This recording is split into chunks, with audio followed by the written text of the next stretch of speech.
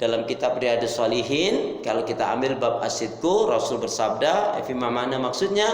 Ubudullaha wahda wa la tusyriku billahi syai'a. Watruku ma yaqulu abaukum aw tarku ma yaqulu abaukum. Wa ya'muruna bis shalah wasidqu wal afaf wasillah. Al-Bukhari. Apa 6 amalan untuk menggapai surga itu? Saya sebutkan dulu poin-poinnya, nanti uraiannya. Boleh ditulis, boleh dicatat, boleh diingat-ingat karena nanti semester keluar ini ya. Apa itu 6 amalan untuk menggapai surga? Yang pertama, wajib beribadah kepada Allah, mengesahkan, mentauhidkannya dan tidak syirik. Kalau di poin ini tidak ada yang lainnya, nggak perlu. Karena ini inti dakwah para nabi dan rasul. Walaqad ba'asna fi kulli ummati rasula an ibudullaha wajtanibut taghut. Surat An-Nahl surat 16 ayat yang ke-36. Sesungguhnya Allah telah mengutus pada tiap-tiap umat nabi dan rasul dengan bawa misi yang sama, mengajak menyeru manusia agar beribadah kepada Allah, mentauhidkannya dan tidak melakukan kesyirikan. Juga dipertegas seperti dalam surat Al-Isra surat yang ke-17 ayat yang ke-23, disambung dengan ayat yang ke-24-nya, A'udzu billahi minasyaitonir rajim wa qadha rabbuka alla ta'budu illa iyyahu wa bil walidaini ihsana. Dan beribadahlah kalian kepada Allah, dan Allah telah perintahkan kepada manusia agar beribadah kepada Allah, mentauhidkannya dan tidak melakukan kesyirikan, dan berbakti. Kemudian diperintahkan untuk berbakti kepada kedua orang tua. Jadi yang pertama, beribadah kepada Allah, mentauhidkannya dan tidak syirik. Yang kedua, meninggalkan ucapan, perbuatan, keyakinan, ajaran, tradisi nenek moyang yang bertentangan dengan syariat Islam, yang bertentangan dengan hukum Islam. Prakteknya apa kalau zaman sekarang? Kita wajib meninggalkan segala macam ucapan, perbuatan, keyakinan, pemahaman yang menyimpang. Contoh mengatakan semua agama sama. Jelas ini adalah mengajak murtad. Ayo kita mengadakan Natal bersama. Ini ngajak murtad ini orang ini. Makanya jangan terpukau. Mau menteri kah? Mau katanya ahli tafsir kah? Profesor doktor kah? Bukan mengecilkan akademik pendidikannya, tapi kalau pemikirannya menyimpang harus kita tolak.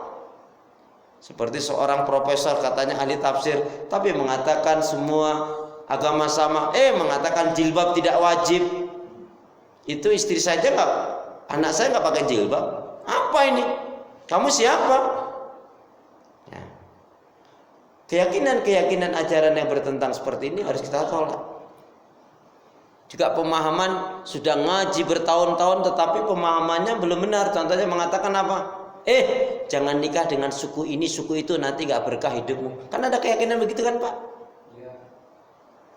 Jangankan suku terlalu lebar, kakak beradik aja beda-beda tabiatnya, nasibnya, rezekinya. Ada yang kakaknya kaya, adiknya lebih kaya.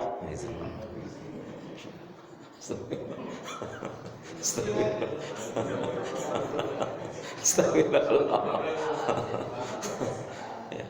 Ini nampaknya gurau-gurau tetapi ini bisa juga syirik. Contohnya, siapa penjaga laut pantai selatan? Allah. Nyerorok kidul. Istighfar. Kan alhamdulillahi rabbil alamin. Rabb itu artinya apa? Pencipta, pengatur, pemelihara alam semesta dan seisinya termasuk kita. Ucapan-ucapan yang buruk bertentangan dengan syariat harus kita tolak. Termasuk dendang lagu. Lagu yang jelek kalau jenengan lagu-lagukan dan jenengan menikmati lagu itu bisa menjadi doa panjenengan. Kecuali jenengan sangkal, itu tidak benar. Contohnya apa? Hidup senang walaupun tak punya uang, bohong. Itu. Jangan menikmati itu, kamu nggak punya duit terus, kamu susah terus kamu. Nah, itu satu contoh. Jadi pemikiran, pemahaman yang bertentangan dengan syariat Islam harus kita tolak. Contoh, jangan menikahkan anak pada hari Senin. Ini salah atau bener? Bener, karena hari Senin macet banget masalahnya.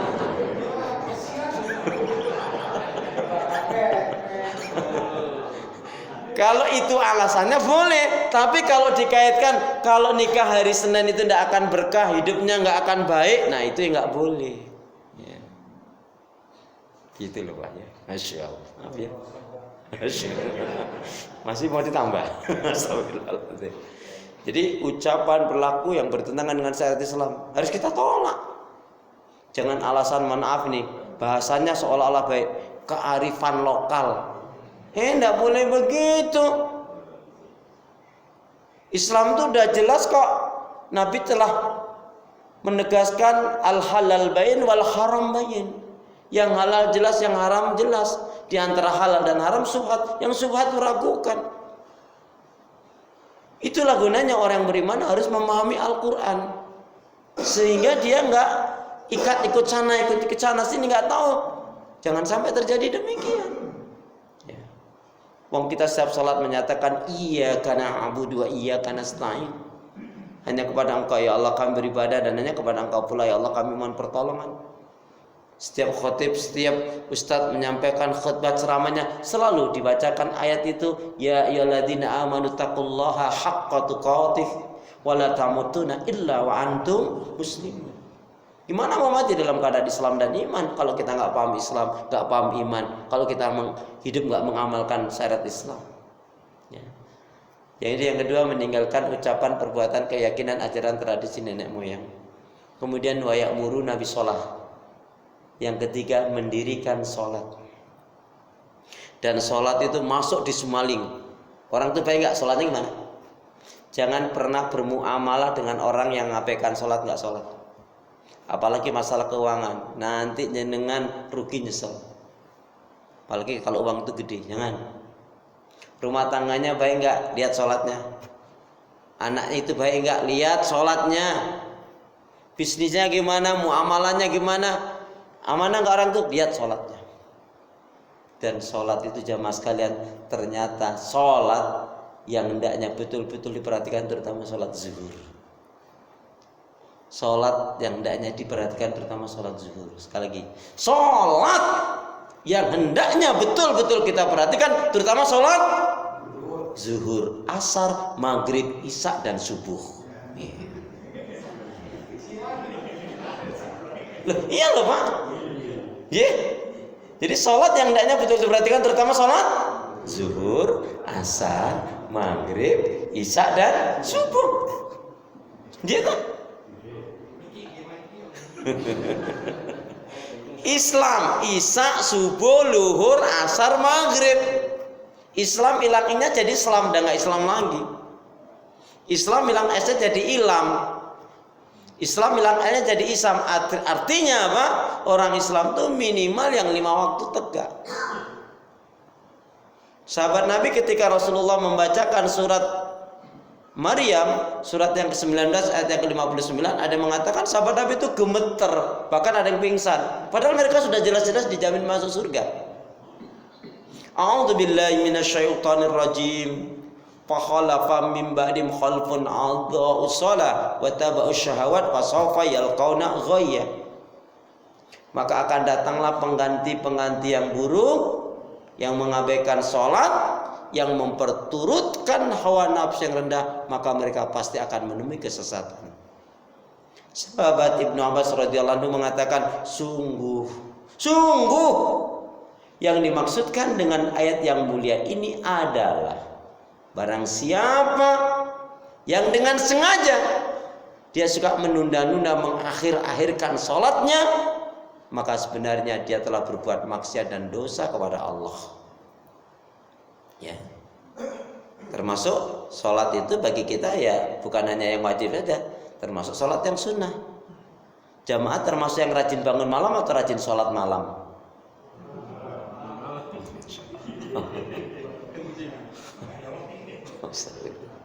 Malu mengatakan cinta kepada Rasul, belum pantas mengatakan cinta kepada Rasul kalau masih jarang sholat malam, sholat tahajud. Ya. Malu mengatakan cinta kepada Rasul, belum pantas mengatakan cinta kepada Rasul kalau masih jarang sholat malam, sholat tahajud.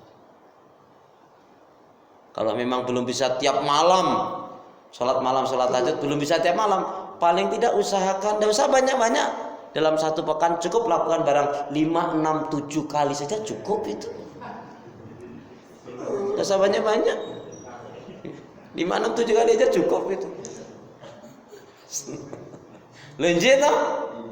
Tapi kata kuncinya tadi, malu mengatakan cinta kepada Rasul, belum pantas mengatakan cinta kepada Rasul kalau masih jarang sholat malam, sholat tahajud. Kalau sahabat Abdurrahman bin Auf yang dikenal sahabat gagal miskin ini, itu sahabat Abdurrahman bin Auf, julukannya gagal miskin. Kalau kita belum kaya, jangan gagal kaya. Jenengan nggak mau kaya, hati-hati loh omongan ini, ucapan jadi doa loh. Astagfirullahaladzim.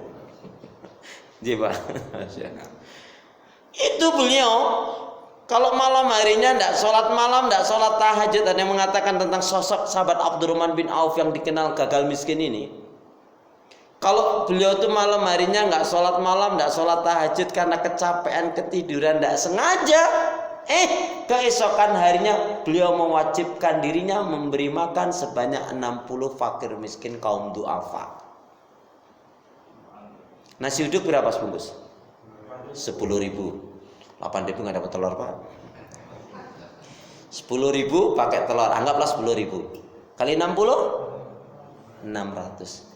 Istilahnya apa? Lebih ringan mengeluarkan uang 600.000 daripada nggak sholat tahajud. Saya mau tanya pada jamaah sekalian. Jamaah sekalian kalau ditanya sedih mana? Kehilangan uang 100.000 atau nggak tahajud? Sedih mana? Jujur.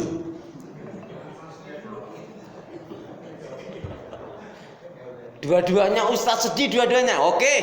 Kalau dua-duanya sedih, lamaan mana? Ya. Jadi sahabat itu begitu. Kita akan belajar begitu jamaah sekalian. Gak usah mikir orang, urus orang. Orang beli motor ini, beli mobil itu, urus aja, diomongin apa sih manfaatnya untuk kita. Makanya betul orang yang tandanya hatinya sakit berpenyakit itu, contoh yang paling gampang, tetangga yang beli kipas angin, dia yang kepanasan gitu. Astagfirullahaladzim. Jadi yang ketiga, mendirikan sholat. Dan ini tentunya ada pelajaran khusus tentang sholat. Di antaranya apa? Aqimi sholat, inna sholata tanha anil fahsya'i wal munkar. Tegakkanlah sholat, dirikanlah sholat, karena sunnah sholat yang benar dapat mencegah perbuatan keji dan munkar. Gimana seorang laki-laki kalau sholatnya benar? Dia mesti baik sama istrinya, dia mesti baik sama anaknya. Dia nggak kasar, dia nggak galak, nggak menyeramkan, nggak menakutkan. Kenapa? Karena Rasul menyatakan khairukum li ahli, khairukum li ahli, wa ana khairul li ahli. Sebaik-baiknya di antara kalian kaum laki-laki, kaum suami adalah yang paling baik dengan keluarganya, istri dan anaknya. Dan aku adalah contoh yang terbaik terhadap keluarga. Kalau anak takut sama kita itu masalah. Tapi kalau anak segan itu karena kewibawaan kita. Ya. Baik ya. Jadi satu, beribadah kepada Allah, mentauhidkannya, tidak syirik. Yang kedua, meninggalkan ucapan, perbuatan, keyakinan, ajaran, tradisi nenek moyang yang bertentangan dengan hukum syariat Allah, bertentangan dengan Islam.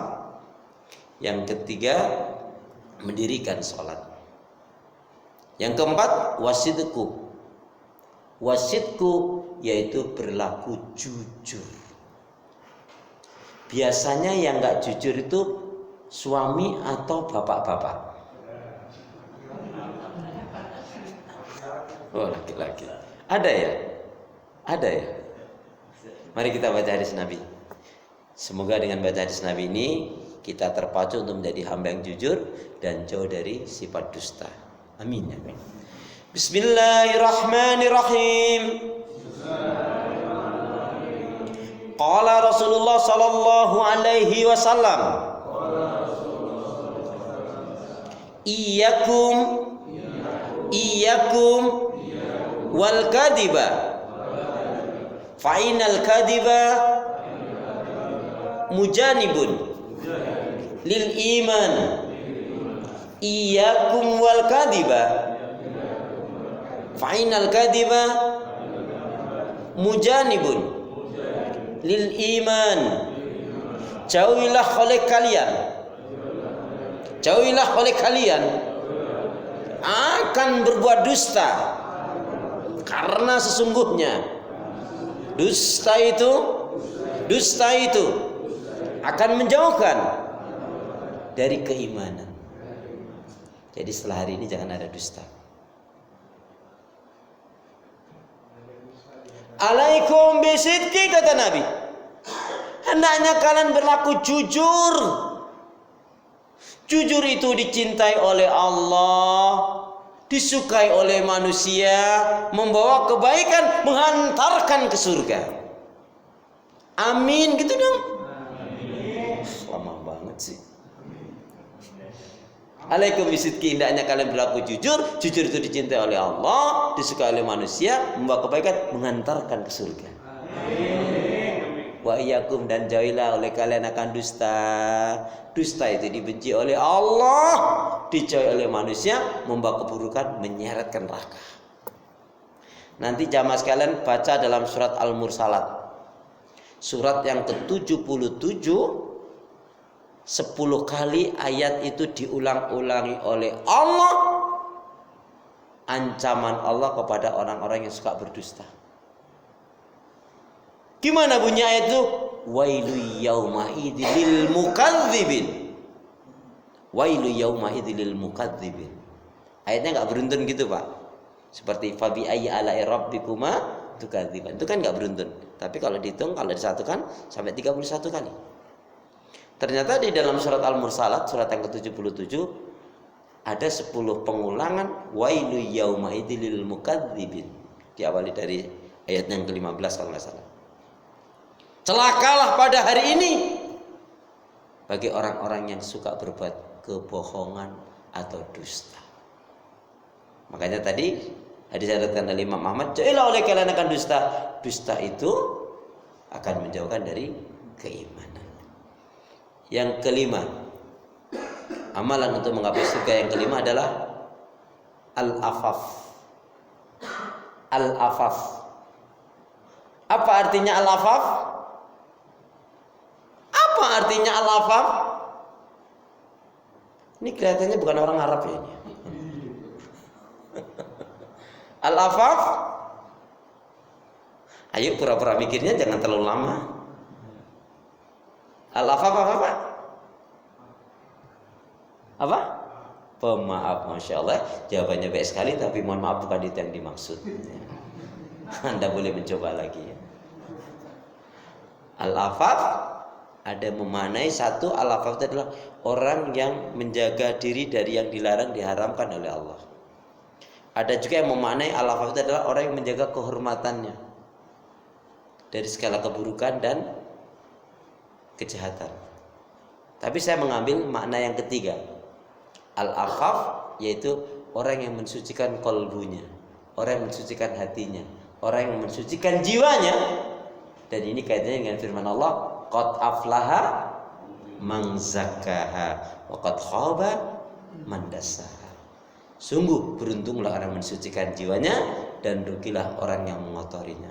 Di poin ini paling tidak ada 7 penyakit hati yang harus kita bersihkan. Ya.